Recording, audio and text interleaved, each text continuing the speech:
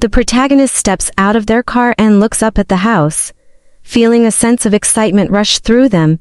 It's been years since they last saw most of their extended family, and today, a special family reunion has been planned. The kind of event that promises joy, warmth, and shared memories. The air is filled with the sound of laughter, children running around, and the delicious smells of food being prepared for a grand feast. It's the kind of day that could mend old wounds and rekindle lost connections. The protagonist can't help but smile, taking in the comforting, nostalgic atmosphere. They walk through the front door, greeted by hugs and greetings from cousins, aunts, uncles, and distant relatives. The smiles and laughter seem genuine, the chatter of good memories and new beginnings filling the air. Despite the warmth of the reunion, there's a quiet hum of underlying tension that the protagonist can't ignore. Something feels just slightly off, though they can't put their finger on it. They brush the feeling aside, focusing instead on enjoying the time with their family, trying to push away the nagging sensation that everything might not be as perfect as it seems. Among the crowd, there is one person who stands out, their brother-in-law. He's an enigma to the protagonist, someone who's always been a little distant, a little too eager to stay on the sidelines of family events, while others have seemed to grow closer over the years. The relationship between the protagonist and their brother-in-law has remained strained, superficial at best. The protagonist is financially successful, having built a career that has afforded them a comfortable life, but they never flaunt their wealth or bring it up.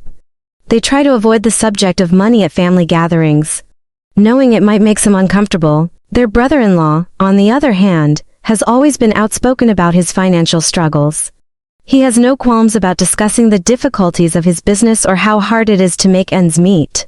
The protagonist, who has always been more reserved about personal matters, wonders if their brother-in-law's continuous remarks about his troubles are a sign of jealousy. Today, however, his behavior seems more exaggerated, more noticeable. The comments feel sharper, more desperate, as if he's trying to make an impression. A brief moment catches the protagonist off guard when the brother-in-law looks directly at them.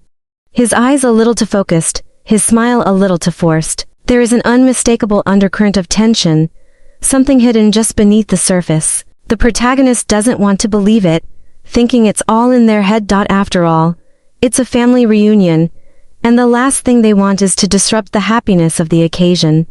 They push the feeling aside once again, thinking they are simply overanalyzing things, but deep down, a small voice tells them that something is off. Something is about to unfold. The dinner table is set with an array of delicious dishes, home-cooked meals, rich in memories. Laughter fills the air, as relatives chat over their plates, enjoying the warmth of the evening. The clinking of glasses, the soft murmur of conversation, and the sound of children playing in the background create the illusion of a perfect family gathering. Everyone seems to be in high spirits. But beneath the surface, an unsettling tension is slowly building. As the meal progresses, the conversation turns toward family updates. The protagonist listens as cousins talk about their jobs, travels, and personal lives. But then, the brother-in-law takes the floor. His voice is loud, almost a bit too eager. He begins detailing the struggles of his business, how things have been tough, how sales have dropped, and how he just can't seem to catch a break. It's the same story he's told time and time again, but tonight, there's an urgency in his tone, as if he's trying to prove something. He leans forward, speaking with a forced enthusiasm, trying to keep the conversation centered on his financial hardships. "I just don't know how much longer I can keep this up," he says, taking a long sip from his glass. His eyes briefly flicker toward the protagonist, who tries to maintain their composure, pretending to be absorbed in the conversation. But as the brother-in-law continues, the protagonist can't help but feel a growing sense of discomfort. There's an edge to his voice that wasn't there before. His words, though masked in humor, seem to carry a weight of bitterness. The protagonist can't ignore the subtle hints dropping throughout the meal. The brother-in-law keeps mentioning how lucky the protagonist is, how everything always seems to work out in their favor. There are casual remarks about the protagonist's success, seemingly innocent but laced with a hint of resentment. "You always seem to have it all figured out, don't you?" He chuckles, his eyes narrowing slightly. The words are so carefully masked under a veil of laughter. but the protagonist feels the sting of the underlying meaning. The protagonist begins to notice more than just the words. They catch a glimpse of the lavish gifts that the family has given the brother-in-law, expensive toys for his children, designer clothes, jewelry, things that the protagonist didn't even know they could afford. The realization hits slowly, like a wave pulling back from the shore before crashing down. There's something going on here, something more than just a difficult business venture. As the evening wears on, the protagonist's unease grows. They start to feel a creeping sense of guilt. Perhaps they've been too focused on their own life and missed something. Maybe their success has cast a shadow over others. Maybe it's created a rift that they hadn't noticed before. The brother-in-law continues to dominate the conversation, his tone increasingly strained as he discusses his supposed financial difficulties. The protagonist tries to brush it off, telling themselves it's just family drama, nothing to worry about, but deep down, a knot forms in their stomach. There's something about his behavior tonight that feels calculated. His remarks, his over-the-top eagerness to speak about his struggles, it all feels too orchestrated. As dinner finally comes to a close, the protagonist tries to shake off the feeling of unease. Everyone says their goodbyes, and the reunion ends on a seemingly pleasant note, but the protagonist can't shake the feeling that something is about to go terribly wrong. The last smile exchanged with the brother-in-law is just a little too forced, a little too tight, and the protagonist wonders if this reunion will be the beginning of a much darker chapter. After the family reunion, the protagonist returns home, their minds still tangled in the conversations and subtle exchanges from the evening. The warmth of the family gathering feels like a distant memory, replaced by a nagging sense of unease that refuses to let go. They go through their usual routine, settling into the quiet of their home, removing their coat, and checking their phone messages. Yet, something lingers, an odd feeling that something is off. Out of habit, the protagonist checks their bank account. It's a simple routine, a quick glance to see if any bills have come through or if everything is as expected. But tonight, as they swipe through their app, something catches their eye, a large withdrawal. Their eyes scan the numbers, but the amount is too significant to ignore. It's not just a few dollars. This is a sum that leaves them frozen, staring at the screen in disbelief. A significant portion of their savings has been drained, money they worked so hard to earn now gone. Their heart starts racing, and the blood drains from their face as panic begins to set in. With trembling hands, the protagonist digs deeper, checking the list of recent transactions. The details are hazy, each one labeled with unfamiliar, cryptic references. The transactions have all been made within the past few hours. Just after the family reunion, the realization hits them like a ton of bricks. This was no accident. This wasn't a simple mistake or a forgotten bill. Someone had accessed their account, someone they knew, someone they trusted. The protagonist's mind begins to race. Who could have done this? They immediately think of the brother-in-law, who had been acting strangely throughout the night. The pieces start to fall into place. His sudden eagerness to talk about money, his comments about financial struggles, and the odd way he kept glancing toward them. It's clear now that the theft was planned, executed in the shadows while everyone was distracted by the reunion. As panic threatens to overwhelm them, the protagonist takes a deep breath and forces themselves to remain calm. They quickly pick up the phone and dial the bank's customer service line. After a few moments of waiting, a voice finally answers. The protagonist explains the situation, their voice shaking but determined. They're transferred to a fraud department representative who confirms what they feared. The money was transferred to an account that is difficult to trace. The funds are gone, and the possibility of recovering them is slim. The representative reassures them that an investigation will be launched, but the protagonist knows the truth. This might be their biggest battle yet. The protagonist's heart is still racing as they march toward the brother-in-law's house, the anger and confusion bubbling up with every step. Their mind is a whirlwind of emotions, betrayal, shock, and a burning need for answers. This confrontation is inevitable. The money is gone, and they know who took it. It's time to face the person who has shattered their trust, the person they once considered family. As the door swings open, the brother-in-law greets them with his usual smile. Though there's a tension in the air that neither can ignore, the protagonist steps inside, their presence making the atmosphere heavier. They ask to speak privately, and the brother-in-law, sensing the seriousness in their tone, nods and leads them to a quiet room. The conversation starts off in an almost civil manner, but it doesn't take long for the protagonist to cut to the chase. They ask him directly, their voice steady, though their pulse is racing, "Did you take the money from my account?" They've been through so much in the past hours, but the confrontation is what truly begins to solidify the betrayal. At first, the brother-in-law feigns ignorance. His expression shifts into one of confusion, as if the idea never crossed his mind. "What are you talking about?" he asks. His tone innocent but slightly defensive. "Why would I do that?" The protagonist watches him closely, but they can already tell he's lying. It's in the way he avoids their gaze, how his shoulders are a little too stiff, how his breath seems to catch in his throat. But the moment doesn't last. The brother-in-law's act crumbles, and in a sudden, dismissive snort, he casually admits, "We needed it more than you." The words hang in the air like a slap to the face.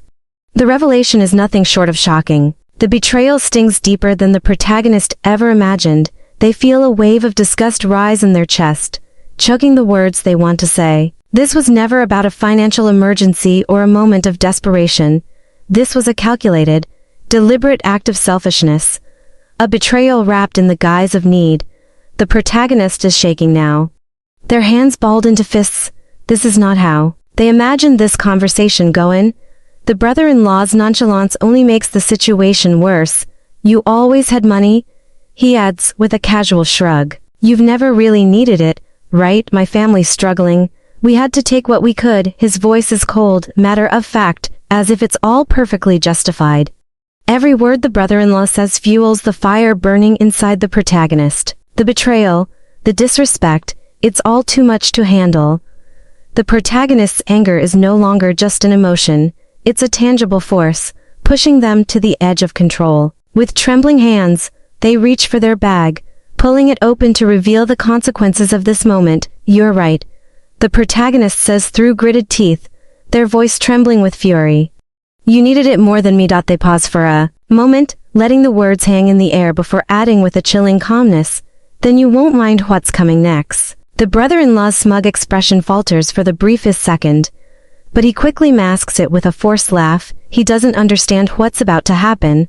The protagonist stands tall now, their resolve firm. This is no longer about money. It's about reclaiming control, about standing up for themselves in the face of betrayal. As the tension builds, the protagonist is ready to take the next step, and the brother-in-law's complacency will be his downfall. The protagonist stands there, hands shaking but mind sharp. They could act out of pure anger, throw caution to the wind, and storm off in a whirlwind of emotion. But that wouldn't be the smart move. Instead, they take a deep breath, maintaining a controlled exterior despite the storm brewing inside.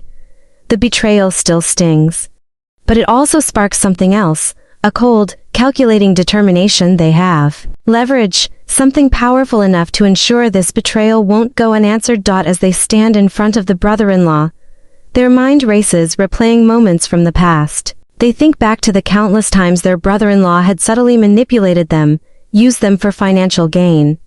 It was always a small request, a loan, a favor, a suggestion that protagonist could easily help out with. But now, in hindsight, they realize it was all part of a bigger plan. The brother-in-law had been slowly wearing down their defenses, taking advantage of their kindness, all the while eyeing what the protagonist had, the money, the status, the things he wanted but couldn't have. A series of flashbacks fills the protagonist's mind. One memory stands out, the time when the brother-in-law convinced them to invest in his failing business, promising high returns. The protagonist had been too trusting, too eager to help. Now, that same brother-in-law was claiming he needed it more than they did. With no remorse, the protagonist clenches their fists, a sense of betrayal rising once again. But it's no longer a feeling of helplessness. Instead, it's a fuel that will drive their next steps. They decide to take the high road, but with a twist. Instead of letting the brother-in-law off easy, they'll use the law and their financial acumen. The protagonist is in a position of power, and they will leverage that power to ensure their brother-in-law and his family learn the consequences of their actions. No more being the victim. It's time to turn the tables and make sure they regret ever crossing this line. As the brother-in-law continues to laugh dismissively, the protagonist stands frozen, eyes fixed on him. Every word of that smug, self-assured laughter fuels the fire inside. The anger that had simmered for so long finally finds its outlet, but the protagonist remains composed. They take a slow, deliberate breath and, without another word, pick up their phone. The room seems to freeze as the protagonist presses a button, initiating the first step of their carefully planned payback. They dial the number, their voice steady, calm. With a few words, they send a message to the right person, setting in motion an irreversible chain of events. It's a legal action, something the brother-in-law won't see coming, a blow to his finances or business that will unravel his arrogance in an instant. As the protagonist hangs up, a brief silence falls over the room, the calm before the storm. The family still doesn't suspect a thing, too focused on mocking the protagonist's threats. But that's about to change. Suddenly, there's a loud, sharp bang that shakes the house, like the sound of a distant explosion. The family's laughter falters, a momentary tension creeping into the room, before anyone can react. The door swings open with a force that rattles the walls. It's not the usual knock or greeting. The loud bang reverberates through the house, creating an instant, uneasy silence. The protagonist's move has gone into action. A legal notice has been served. A financial blow delivered, or perhaps another dramatic consequence. The exact nature doesn't matter, but its impact is undeniable. Brother-in-law's smug smile immediately fades. His face pales as the gravity of the situation starts to dawn on him. His confidence, once so unshakable, crumbles in front of everyone. The room, once filled with laughter, is now thick with tension. The family watches in stunned silence. They had underestimated the protagonist. They had thought their threat was just words, empty air meant to appease the situation. But the protagonist is no longer the quiet, passive family member they once were. They've become a force to be reckoned with. The brother-in-law stumbles for words, but they catch in his throat. His mind races, trying to grasp the scale of what just happened. He hadn't expected the protagonist to act so decisively, to take control of the situation with such precision. But now, the entire family can feel the shift in power. The tables have turned. The protagonist has claimed their victory, and the brother-in-law has no idea what's coming next. The aftermath of the protagonist's revenge is swift and undeniable. Within hours, the brother-in-law's life begins to unravel. The legal consequences set in motion earlier start to take hold, threatening his business and financial security. The once untouchable man, who had taken advantage of the protagonist's success, is now forced to confront the damage he's caused.